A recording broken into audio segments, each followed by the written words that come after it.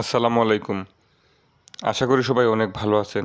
গত ভিডিওতে আমি আপনাদের দেখিয়েছিলাম খাসিয়াপুঞ্জিতে যাওয়ার রাস্তা। আজকে আমি আপনাদের দেখাবো খাসিয়াপুঞ্জির ভিতরের দৃশ্য।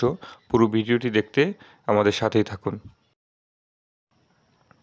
আলিয়াছড়া খাসিয়াপুঞ্জিতে রাস্তা, ঘরবাড়ি সবগুলোই মোটামুটি পাকা।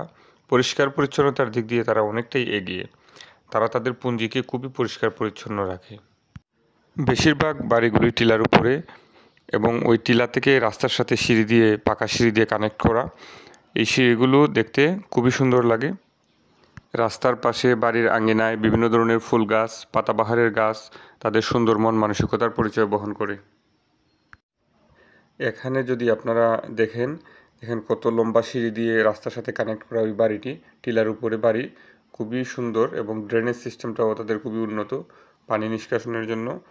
খাসিয়াদের আদি নিবাস দেশের উত্তর পূর্ব সীমান্তবর্তী সুনামগঞ্জ জেলায়, তাছাড়াও হবিগঞ্জ, মুন্সিগঞ্জ, সিলেট জেলায়ও খাসিয়ারা বসবাস করে। খাসিয়ারা অন্যান্য আদিবাসীদের মতো একটি প্রাচীন সম্প্রদায় হিসেবে দীর্ঘদিন ধরে সম্প্রীতি বজায় রেখে বসবাস করে আসছে।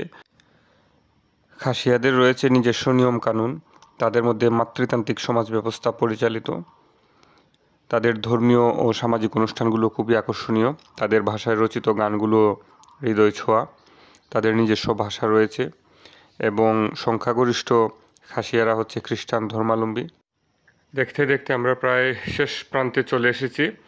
এই দিকে যদি আপনারা দেখেন বিশাল বড় একটি খেলার মাঠ রয়েছে এবং ডান দিকে রয়েছে একটি স্কুল, আলিয়াপুঞ্জি সরকারি প্রাথমিক বিদ্যালয়, এবং এই স্কুলের বাঁ দিকে রয়েছে তাদের ধর্মীয় উপাসনালয়, সিঁড়ি দিয়ে সুন্দর করে সাজানো গোছানো সব কিছু।